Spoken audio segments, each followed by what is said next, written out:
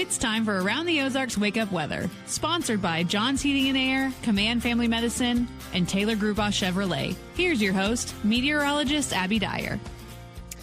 Good morning, everybody. We are waking up on this glorious Friday with temperatures in the upper 30s this morning, and we are going to warm quickly. A combination of things going to help us warm up today. Number one, we have pretty dry air in place, and when that happens, you can heat it up and cool it down really quickly. That's what's going to happen today. So I've got high temperatures forecasted to make it to 71 in Springfield. The trade-off is going to be that it comes with very windy conditions as well. So if you are going to be outside enjoying the 70s, just keep in mind that the wind may be something to contend with today. Windy today all across the Ozarks, but we've got sunshine in the forecast. I have nothing but sunshine in the forecast all day today. Windy weather, though, and high temperatures in the low 70s. That's a bright way to end a Friday, isn't it? We have winds gusting to 35 or even 40 miles an hour, though. So this could be strong enough to be disruptive, definitely adding to kind of the wind chill factor out this morning, especially. But in the sun later, if you don't mind the breeze, it should feel pretty good. We will see wind gusts close to 40 miles an hour for the Springfield area. Much of the area on the plateau going to see some higher gusts, but even 25 to 30 mile an hour up at Osage Beach. And that's going to be the same down for our friends in Harrison and Branson as well. Now, with this dry air and the windy conditions, we have to at least mention the threat for some fire weather danger in the Ozarks today.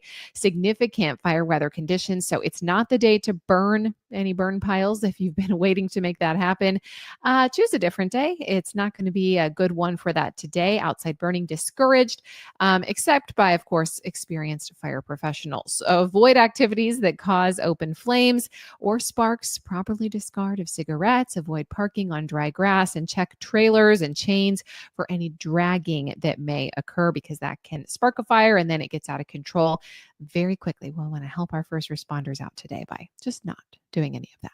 Cooler this weekend, but still it's going to be nice. I have high temperatures in the 50s, both Saturday and Sunday. It will be cooler, yes, but jacket weather, and I think both days we can get out and enjoy, at least during the daylight hours. Full sunshine in the forecast for us on Saturday, mostly sunny and seasonable weather for us then. We've also got temperatures near 60 degrees on Sunday. It will be partly cloudy with rain chances moving in late Sunday evening.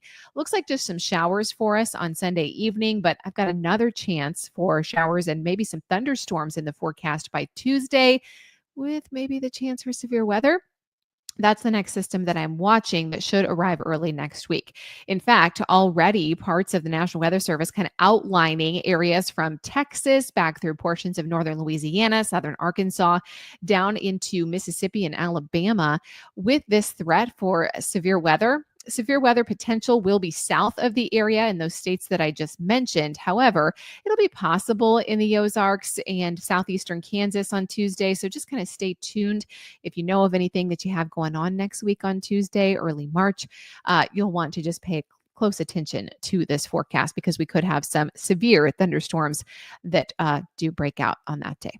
Then it's going to be just pretty much mild in the forecast. Temperatures, highs in the 50s, lows in the 30s. That's pretty common for this time of the year.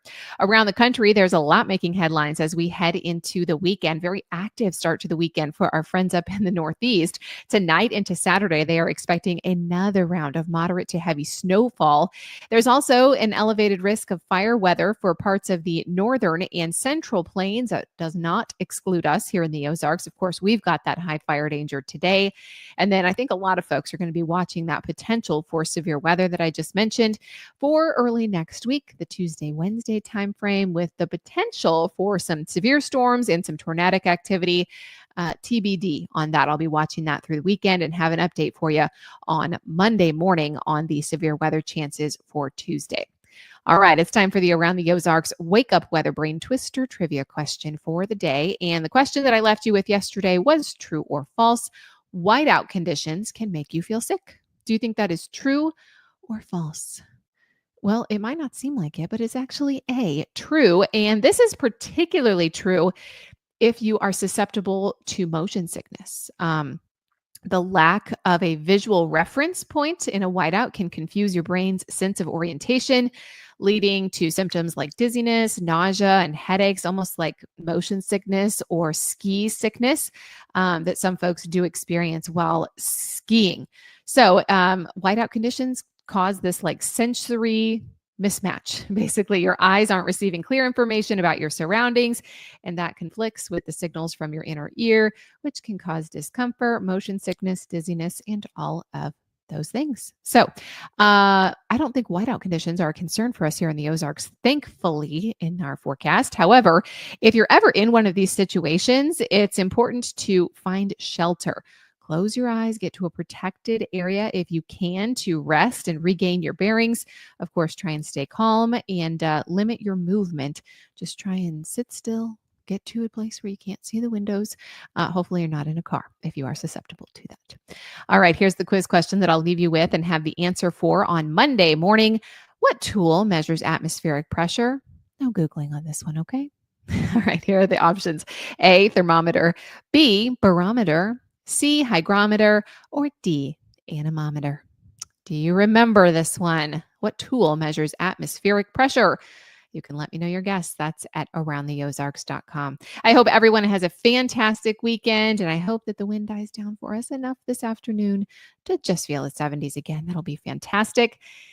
I hope you all have a great weekend, and thanks for listening this morning. Also, thanks to our sponsors, Taylor Grubaugh Chevrolet, Command Family Medicine, and John's Heating and Air. I'll be back to chat with you first thing on Monday. Have a good one.